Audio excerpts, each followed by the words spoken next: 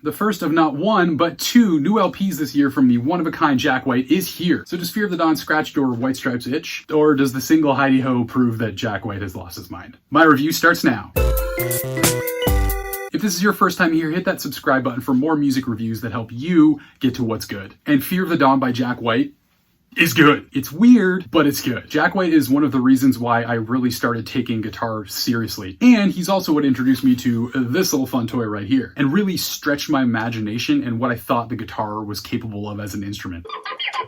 Fear of the Dawn does more of that and takes what Jack White did on Boarding House Reach, grounds it a little bit more, while also somehow exploding it into oblivion. Let's go track by track. As an album opener, Taking Me Back starts this album off on an energetic note with a rolling drum beat and a simple rock guitar riff. The lyrics get a little bit repetitive here, and this track isn't as colorful as some of the other singles from Jack White's discography, but there was enough charisma and flair here to keep me listening to this track before Fear of the Dawn was released. Don't let the simple and somewhat generic guitar riff on the title track, Fear of the Dawn, fool you. This track stands out just because of its bizarre structure. This 2-minute romp has no chorus, and of those 2 minutes, about half of it is colorful wah noodling with some theremin work. There aren't many lyrics on this track, but what we do get is stuff like, when the moon is above you, does it tell you I love you by screaming? And Jack White just puts so much energy into the way he says screaming. There's a lot going on the track The White Raven that makes this a standout track. It starts with this nice ascending, descending, clean guitar riff that quickly turns into a dirty, wobbly progression. Then there's this massive drop into like a dubstep kind of segment that was so surprisingly tasty, and the chorus will make you bang your head. Heidi-Ho is the collaboration track we got with Q-Tip, and I don't think I could put into words just how weird and out of nowhere this track is. You kind of just have to hear it for yourself. And the track Eosophobia, which means a morbid fear of dawn or daylight. It's fitting for an album called that. Has a jazzy sort of feel to it with a really speedy guitar riff with a delay effect. There are parts of this track that sound proggy, almost like something you hear from the band Yes. And as the title suggests, this is one of the many tracks on this album that mentions being afraid of dawn or daylight, which kind of brings together like a loose concept album vibe to this whole thing. This is definitely a standout track and probably one of my favorites on the album. Into the Twilight listens almost like an instrumental, even though it really isn't. The vocals don't really take a lead here as much as the instruments, and man, there are a lot of them. There's like spooky Halloween-y type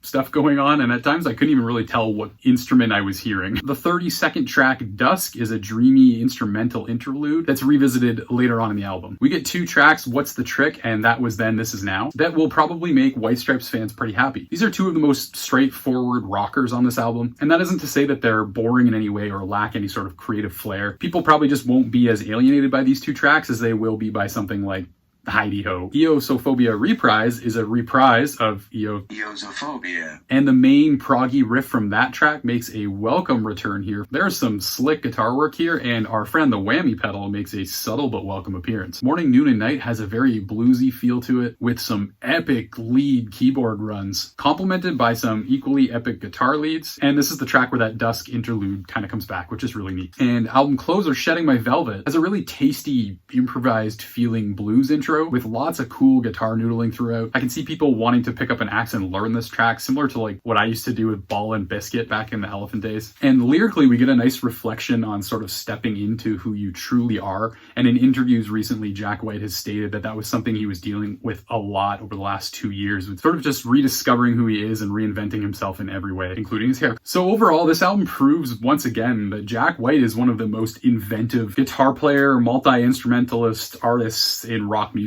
today. So if you're looking for another White Stripes type album, or even something like Jack White's earlier work on Blunderbuss, you won't really find that here, but there's just so much creative energy on this album that it is definitely worth checking out if you've been a fan of any of Jack White's other projects. Many people claim that rock is dead, but I don't think it really is. I just think it's become very sort of generic in its mainstream state. But this album shows what the right mind can do with all of the ingredients of rock music to make something genuinely tasty. What did you guys think of Fear of the Dawn? Was it too weird for you? Are you into the kind of experimental stuff Jack White does? Or are you looking for more of what he was doing with the White Stripes? Leave your thoughts in the comments, and thanks for watching.